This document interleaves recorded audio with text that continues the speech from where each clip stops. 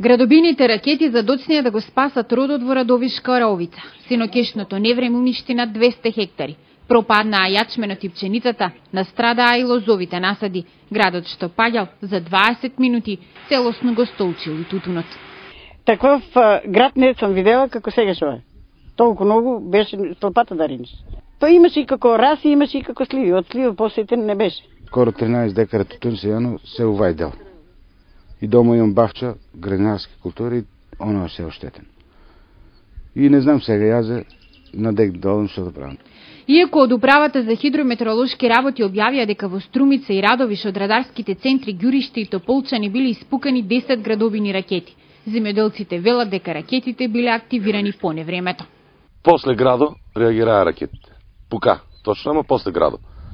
Наводно минало тука некоја заштитна зона бил. Ако е заштитна зона, зашто после градо пука? Зашто не пука пред града? Ако е заштитна зона, да не пукаш и после града. Не знам, нешто викат авионски имало некоја линија. За това било. После не и даделе многу ракети немале. Са 3 испукали и толку бидело. Земјоделците се поделени дали треба да си го чуваат родот преку осигурување, но сите се сложни. За да почнат земјоделците да си го осигуруваат родот, потребно е субвенциите да ги добиваат навреме. Нашата мајка отиде, субвенции уште не сме земале. И така. Субвенции добиваме ги, ама кога навремено, кога не навремено, па оши не ни се дадени. Со што да осигураме? Што имам, ще потрошиме ги за нафти, за расадување на такваата.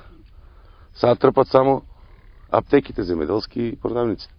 Земјоделците од Радовишка Оровица ќе бараат да се прогласи елементарна непогода. Дали тоа ќе се случи, ќе зависи од Општинската комисија за проценка на штети, која деновиве ќе излезе на терен.